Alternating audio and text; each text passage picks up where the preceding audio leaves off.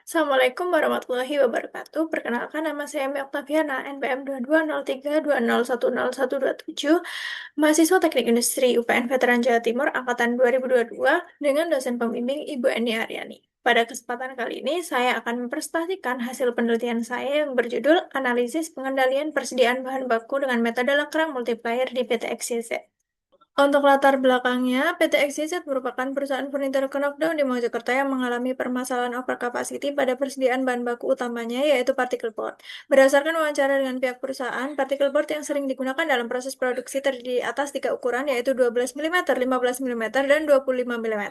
Sesuai dengan data perusahaan, berupa data pembelian dan penggunaan particle board, untuk particle board ukuran 25 mm didapatkan pembelian sebanyak 3.924 lembar dengan total penggunaan 3.207 lembar, sehingga tersisa 827 lembar. Untuk ukuran 15 mm, pembelian sebesar 5.400 lembar dengan penggunaan 4.954 lembar, sehingga menyisakan 553 lembar. Untuk partikel board ukuran 12 mm dibeli sebanyak 43.050 lembar dengan total penggunaan 41.960 lembar, sehingga tersisa 2.114 lembar. Secara keseluruhan, sisa persediaan partikel board pada akhir periode berjumlah 3.494 lembar atau setara dengan 60 palet. Jumlah ini melebihi kapasitas gudang yang hanya mampu menampung 48 palet, sehingga terjadi kelebihan sebanyak 12 palet. Hal ini mengakibatkan penurunan kualitas karena jamur dan rayap akibat terlalu lama disimpan, potensi kerugian finansial akibat inefisien operasional, serta mengganggu kelancaran produksi karena stok berlebih harus diletakkan di lantai produksi. Dengan adanya permasalahan tersebut, maka dilakukan penelitian pengendalian persediaan bahan baku partikel board dengan metode Lakrang Multiplier di PT XYZ. Penerapan metode Lakrang Multiplier diharapkan dapat menekan kelebihan persediaan, mengurangi biaya penyimpanan, serta meningkatkan efisiensi dan efektivitas proses produksi perusahaan. Untuk rumusan masalahnya, yaitu bagaimana optimalisasi jumlah persediaan bahan baku partikel board dengan mempertimbangkan keterbatasan kapasitas gudang guna meminimalkan total biaya persediaan di PT XYZ. Lalu untuk batasan masalahnya, yang pertama, objek yang diteliti yaitu raw material particle board, antara lain particle board dengan ketebalan ukuran 12 mm, 15 mm, dan 25 mm. Yang kedua, data pembelian dan pemakaian yang digunakan mulai bulan September 2024 sampai dengan bulan Februari 2026. Yang ketiga, perhitungan biaya persediaan hanya meliputi biaya pemesanan dan biaya penyimpanan. Dan yang terakhir, peramalan kebutuhan bahan baku dilakukan hanya untuk periode 1 tahun ke depan. Untuk asumsi penelitiannya, yang pertama, data terkait biaya pesan dan biaya simpan dianggap konstan sepanjang metode penelitian. Lalu, lead time pemesanan diasumsikan tetap dan kondisi perusahaan tidak mengalami perubahan selama penelitian. Lalu, tujuan penelitiannya yaitu menentukan jumlah persediaan bahan baku partikel board yang optimal dengan mempertimbangkan keterbatasan kapasitas gudang sehingga dapat meminimalkan total biaya persediaan di PT XYZ. Untuk lokasi dan waktu penelitiannya, lokasinya di PT XYZ yang terletak di Kabupaten Mojokerto, Jawa Timur. Untuk waktunya, yaitu pada bulan Januari 2026 sampai dengan data terpenuhi. Lalu, terdapat variabel penelitian. Yang pertama yaitu variabel terikat, di mana variabel terikatnya yaitu total biaya persediaan minimum partikel board di PT XYZ. Untuk variabel bebasnya ada 9, yaitu pembelian bahan baku, harga bahan baku partikel board, persediaan awal dan akhir, biaya pemesanan, biaya penyimpanan, kapasitas penyimpanan gudang, safety stock, data lead time kedatangan partikel board, dan ukuran pemesanan. Lalu langkah-langkah penelitiannya dimulai dari studi pustaka dan studi lapangan, dilanjutkan dengan identifikasi masalah, lalu perumusan masalah, lalu tujuan penelitian, lalu identifikasi variabel, dan dilanjutkan dengan pengumpulan data, di mana data yang dikumpulkan yaitu data pembelian bahan baku, harga bahan baku partikel board, data persediaan awal dan akhir, biaya pemesanan, biaya penyimpanan, kapasitas ruang penyimpanan, safety stock, data lead time kedatangan partikel board, dan ukuran pemesanan. Lalu dilanjutkan dengan pengolahan data, di mana dilakukan perhitungan dengan metode perusahaan, yaitu menghitung kapasitas ruang penyimpanan, dilanjutkan dengan menghitung total cost persediaan dengan metode perusahaan. Lalu dilanjutkan dengan perhitungan menggunakan metode Lakrang Multiplier, di mana menghitung persediaan tanpa constraint dengan metode EOKI, dilanjutkan menghitung total kapasitas ruang penyimpanan dengan metode EOKI, dilanjutkan menghitung persediaan dengan constraint menggunakan metode Lakrang Multiplier, dilanjutkan menghitung total ruang penyimpanan dengan metode Lakrang Multiplier, dilanjutkan menghitung total biaya persediaan dengan metode Lakrang Multiplier. Lalu dilanjutkan dengan perbandingan hasil dari kedua metode tersebut. Apakah metode Lakrang Multiplier menghasilkan total biaya yang lebih kecil dari metode perusahaan? Jika tidak, maka dilanjutkan ke hasil dan pembahasan. Namun, jika Lacram multiplier menghasilkan biaya yang lebih kecil, maka metode Lacram multiplier diterima, sehingga dilanjutkan untuk plot data pembelian bahan baku partikel board bulan Februari 2025 sampai dengan Januari 2026, dilanjutkan lagi dengan penetapan metode peramalan berdasarkan pola data. Lalu dilanjutkan dengan uji kesalahan MAD, dilanjutkan dengan memilih metode peramalan dengan kesalahan terkecil, dilanjutkan dengan uji moving range, dan di sini apabila data belum terkontrol, maka kembali ke uji kesalahan MAD. Apabila sudah terkontrol, maka dilanjutkan ke penggunaan metode peramalan yang terpilih.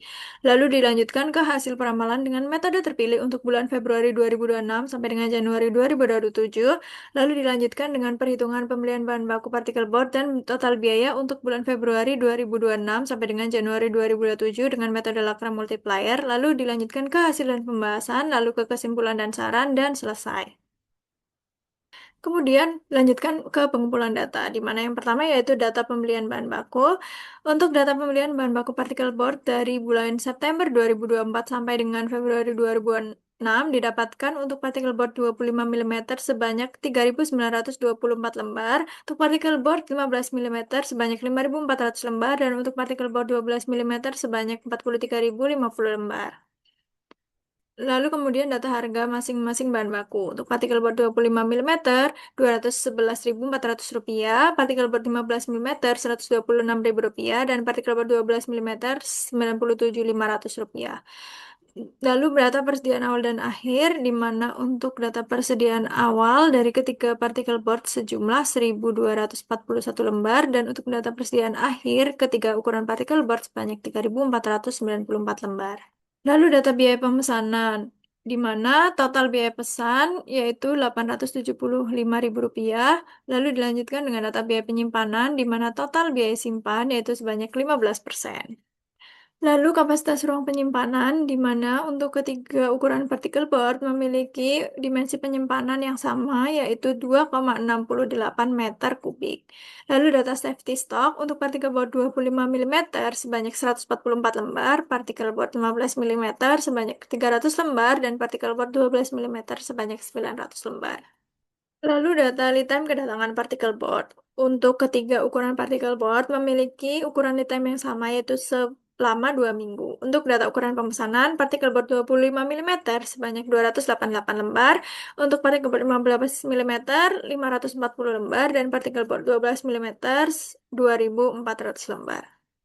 Lalu dilanjutkan ke pengolahan data. Yang pertama yaitu pengendalian persediaan dengan metode perusahaan, di mana dilakukan perhitungan total ruang penyimpanan dengan metode perusahaan. Dengan rumus, dimensi palet dikalikan dengan ukuran pemesanan dibagi dengan kapasitas per palet. Untuk partikel board 25 mm sebesar 21,44 meter kubik, partikel board 15 mm sebesar 24,12 meter kubik, dan partikel board 12 mm sebesar 87,65 meter kubik. Sehingga didapatkan total ruang penyimpanan sebesar 133,21 meter kubik, di mana melebihi kapasitas gudang yang dimiliki perusahaan, yaitu 128,59 meter kubik. Sehingga dilanjutkan untuk menghitung total biaya metode perusahaan. Yang pertama yaitu biaya pesan.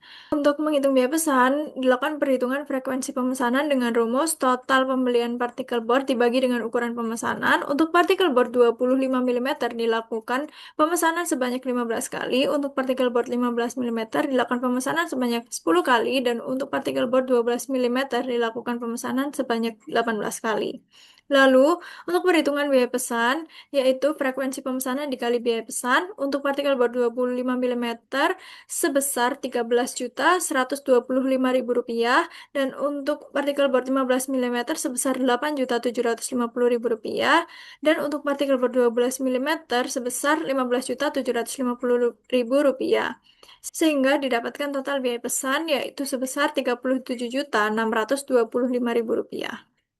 Lalu untuk perhitungan biaya simpan dilakukan dengan perhitungan rumus Q per 2 dikali persentase biaya simpan dikalikan dengan harga beli. Untuk partikel board 25 mm sejumlah Rp4.566.240.000, untuk partikel board 15 mm sejumlah Rp5.140.800, dan untuk partikel board 12 mm sejumlah Rp17.550.000, sehingga didapatkan total biaya simpan ketiga ukuran partikel board sebesar Rp27.257.040.000. Berdasarkan perhitungan tersebut, didapatkan total kos dengan metode perusahaan, di mana total biaya pemesanan ditambah dengan total biaya penyimpanan sama dengan Rp64.882.040. Selanjutnya, dilakukan perhitungan pengendalian persediaan dengan metode Lakra multiplier. Untuk perhitungan persediaan tanpa kendala dengan menggunakan metode EOQ, menggunakan rumus EOQ sama dengan akar 2 dikali DI dikali S dibagi dengan alfa dikali CI. Untuk partikel bord 25 mm didapatkan hasil sebanyak 465 lembar, untuk partikel bord 15 mm didapatkan hasil sebanyak 707 lembar, dan untuk partikel bord 12 mm didapatkan hasil sebanyak 2.269 lembar. Selanjutnya, dilakukan perhitungan total ruang penyimpanan dengan metode EOQ menggunakan rumus dimensi palet dikali EOQ dibagi kapasitas per palet. Untuk partikel bord 25 mm didapatkan hasil sebesar 34,61 meter kubik, partikel bord 15 mm sebesar 31,57 meter kubik, dan partikel bord 12 mm sebesar 81,07 meter kubik. Sehingga didapatkan total ruang penyimpanan partikel bord dengan metode EOQ yaitu 147,25 meter kubik, di mana lebih besar dari kapasitas gudang yang dimiliki perusahaan yaitu sebesar 128,59 meter kubik. Selanjutnya, dilakukan perhitungan persediaan dengan kendala menggunakan metode Lagrange multiplier menggunakan rumus Lagrange multiplier sama dengan kapasitas maksimal gudang dibagi hasil perhitungan ukuran pemesanan dengan EOQ dikali dengan Q bintang I. Untuk partikel bord 25 mm sebanyak 406 lembar, partikel bord 15 mm sebanyak 617 lembar, dan partikel bord 12 mm sebanyak 1981 lembar.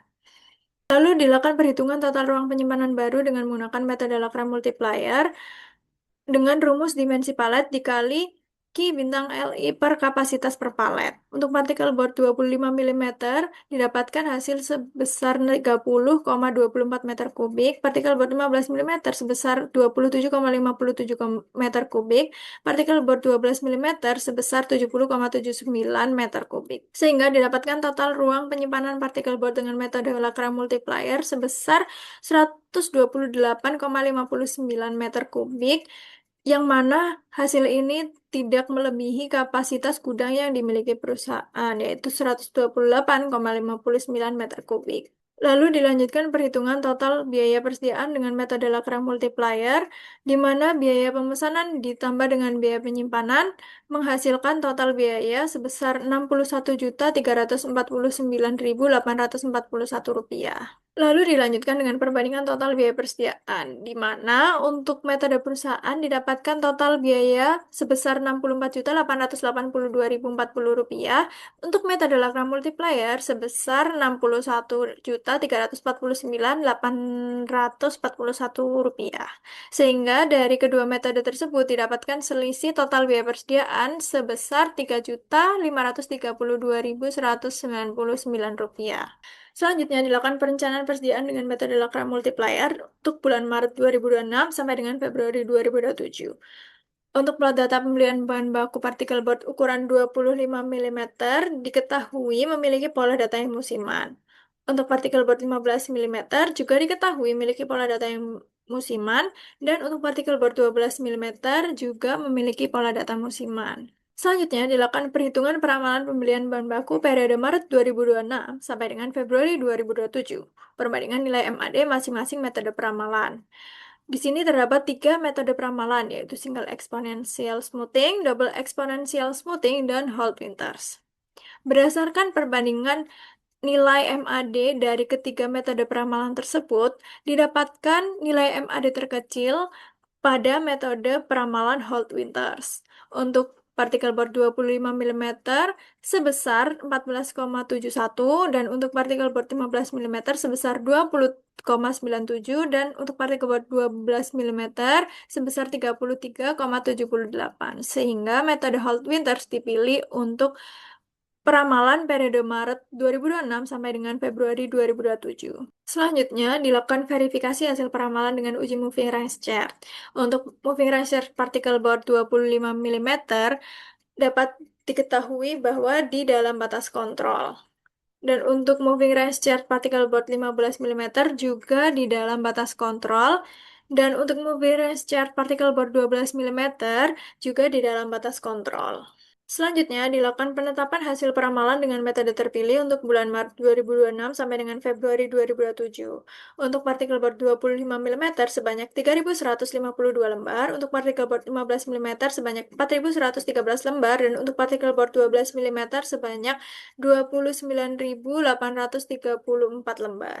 Kemudian dilakukan perhitungan pengendalian persediaan dengan metode Lakra multiplier bulan Maret 2026 sampai dengan Februari 2027.